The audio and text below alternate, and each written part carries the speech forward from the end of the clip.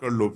मेरे पास जो कुछ भी है, शरीर, इंद्रिया, मन, प्राण, बुद्धि, चित्त, धन, संपत्ति, मकान, स्त्री, पुत्र, परिवार, ये सब भगवान का दिया हुआ है। मानते हो? अंदर से देखो, भगवान का ही दिया हुआ है। ये भगवान की दी हुई वस्तु मैं भगवान को समर्पित करता हूं। तो दीयम वस्तु गोविंदम तुभ्यमेव समर्पयामि। हे भगवान, आपके द्वारा दी हुई सब कुछ, नाथ सकल संपदा तुम्हारी, नाथ सकल संपदा तुम्हारी, मैं सेवक समेत सुत नारी। रात दिन भगवान का भजन करने की चेष्टा करो। राधा राधा राधा। बहुत कठिन है संसार से मुक्त होना। दो पद्धति में एक तो स्वीकार करना पड़ेगा, या ज्ञान योग और या भक्ति योग। तो भक्ति योग बहुत सरल योग है। इसमें सब साधन भगवान को और सब करण भगवान के है। बस इतना समझना है, सब करण भगवान के हैं, चाहे इंद्रियां हो, चाहे अंतःकरण हो, चाहे पदार्थ हो, बाहर भीतर जो कुछ श्री भगवान की रचना। और मैं भी भगवान का हूं, भगवान का अंश हूं। तो मैं सहित सब कुछ भगवान को समर्पित और भगवान का नाम जप, इस जन्म में पक्का भगवत प्राप्ति हो जाएगी। ज्यादा समझने की जरूरत नहीं। ज्ञान में तो बहुत बहुत समझने की जरूरत है। अगर उसमें चूक हुई तो दूसरा बचाने वाला नहीं, इसमें बचाने वाला है। करो सदा तिनके रखवारी, जिम बालक राखे महतारी।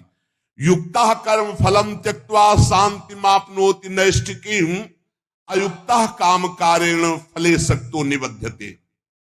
जो योगी है वो फल का त्यागी होता है, कर्म का त्यागी नहीं।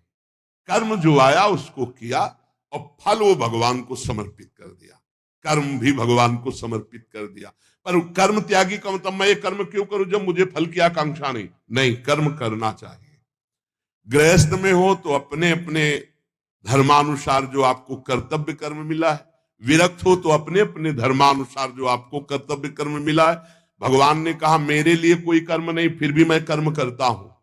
सबको कर्म करना चाहिए, पर कर्म फल में भगवान के ऊपर उसको समर्पित कर देना चाहिए। कर्म फल में समान भाव रखना ये योगी का लक्षण है, और कर्म फल में वो कर्म अभिमानी पुरुष का लक्षण है कि ये फल मिला, नहीं मिला तो अश्रद्धा हो गई, अशांति हो गई। लेकिन जो योगी है वो सुख दुखे समय कृत्वा लाभा लाभो जया देव। चाहे हानि हो, चाहे लाभ हो, चाहे जय हो, चाहे पराजय हो, चाहे सुख हो, चाहे दुख हो, उसमें समान भाव रखता। क्यों? कर्म फल की आशा ही नहीं की, हमें तो केवल कर्म करने का आदेश था, उसको कर्म किया, शास्त्र सम्मत, फल तो भगवान को समर्पित है। कर्म करना और कर्म फल की त्याग वृत्ति रखना, तो तत्काल शांति प्राप्त होना शुरू हो जाएगी। देखो कितना आनंद है। हम कर्म फल चाहते ही नहीं, हमें करना है, हमें भजन करना है, हमें साधन करना है, हमें अपने अपने जो कर्म है वो करने, वो फल की तरफ भगवान देखे। जोई जोई प्यारो करे सोई मोई भावे, अभी शांति। युक्ता कर्म फलम त्यक्त्वा शांति मापनोति नैष्ठिकीम। जितना जलन, जितनी अशांति फल को लेकर के है, कर्म को लेकर सावधानी नहीं है, फल को लेकर है। फल में बोले अब हमें भगवान से श्रद्धा हो गई तो तुम्हारा ही पतन होगा, भगवान का थोड़ी वहां कुछ होना, तुम्हारा ही पतन होना है। सकाम मनुष्य कामना के कारण फल में आसक्ति हो जाती है, इसलिए वो बंधता है, जलता है, दुर्गति को प्राप्त होता है। देखो, संचित कर्मों के अनुसार प्रारब्ध बनता है, और प्रारब्ध के अनुसार मनुष्य का जन्म होता है। और मनुष्य जन्म में जो नए कर्म होते हैं, नए कर्म संस्कार बनते हैं, वो तुरंत उठकर संचित में चले जाते हैं। भोगना तो प्रारब्ध ही पड़ता है, शुभ और अशुभ। कर्म फल की आसक्ति त्याग कर दो तो संचित भी भस्म हो जाएंगे, और नए कर्म संचित में जाके जमा नहीं होंगे, और प्रारब्ध भोगकर भगवत प्राप्ति हो जाएगी। प्रारब्ध भोगना पड़ेगा, ये कमर कस लो। ये जो तुम्हें कह रहे हैं कि हम नष्ट कर सकते हैं छूछा से, भगवान बोल रहे हैं, जगत गुरु बोल रहे हैं, हम नहीं बोल रहे। प्रारब्ध भोगना पड़ेगा, अवश्य में भोक्तव्यम कृतम कर्म शुभाशुभम। भूल भुलैया में मत फंसो, तुक्का जम जाता है कभी कभी। तुम्हारा प्रारब्ध अच्छा आ गया और तुम हमारे पास आए, तुम्हारा काम बन गया, बोले बाबा से काम बन गया। बाबा से काम नहीं बना, तुम्हारा प्रारब्ध काम बना दिया, तुम्हारा पुण्य काम कर गया। जो कर्म फल की आसक्ति का त्याग कर देता उसके कर्म भस्म हो जाते, भुने हुए चने के समान, फिर बीज नहीं देते, फिर वो बंधन कारक नहीं होते। जैसे भुना हुआ चना है, अब ना उसमें अंकुरण होगा, ना पेड़ होगा, ना उसमें बीज होगा, जड़ से खत्म हो गया, उसमें कोई सत्ता नहीं। तो जो कर्म फल की आशा ना रख करके केवल भगवत प्रीत्यर्थ किया जाता है, वो उसे बांध नहीं सकता, उसे जन्म मरण में नहीं पहुंचा सकता। नहीं तो चाहे शुभ कर्म हो, अच्छा कर्म हो या बुरा कर्म, उसे जन्म मरण में फंसा देगा। कर्म फल चार प्रकार के होते हैं। एक होता दृष्ट कर्म फल, और एक होता अदृष्ट कर्म फल, और एक होता प्राप्त कर्म फल, और एक होता अप्राप्त कर्म फल। दृष्ट कर्म फल कहते हैं वर्तमान में किए जाने वाले नए कर्मों का फल जो तत्काल प्रत्यक्ष मिलता दिखाई देता है।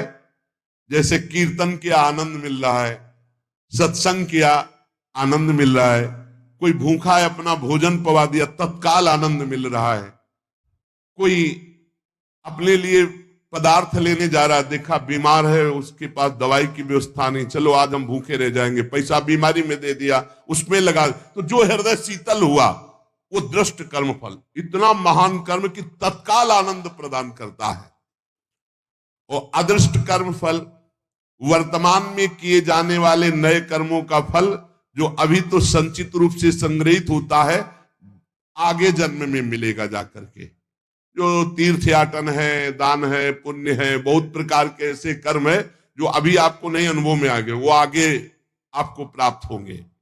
और प्राप्त कर्म फल जो पूर्व के कर्म फलों का प्रारब्ध बन करके आ गया है, शरीर प्राप्त कर्म फल है, प्रारब्ध जैसा वैसा शरीर, वैसे ही कुल में जन, वैसे ही धनवान, संपत्तिवान, अनुकूलता प्रतिकूलता, ये प्राप्त कर्म फल है। पूर्व में जो कर्म किए उससे जो प्रारब्ध बना है वो पहले से निश्चित हो चुका है।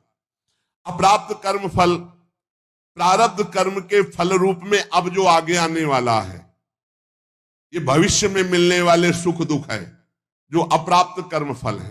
प्राप्त कर्म फल हो चुका, शरीर ऐसे कुल में जन्मा, शरीर ऐसा है, ऐसा ऐसा धन संपत्तिवान माता पिता मिले या निर्धन मिले, या जैसे अनुकूल प्रतिकूल परिस्थिति जो वर्तमान में मुझे मिली, ये प्राप्त कर्म फल। और जो अब आगे आने वाली है अप्राप्त कर्म फल, ये प्रारब्ध बड़ा भयानक है जो आगे आने वाला है।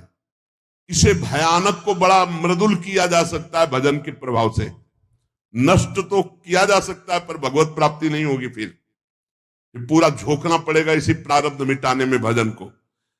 प्रारब्ध भी हम भोग ले और भगवत भी प्राप्ति हो जाए, तो भजन से प्रारब्ध जो 100% आपको दुख देने वाला है वो 10% आके भुगता के 90% नष्ट हो जाएगा, 10% भोगना पड़ेगा और चला जाए। भजन का बड़ा प्रभाव होता है। 12 वर्ष का गलित कुष्ठ 24 घंटे में भुगता के चला गया।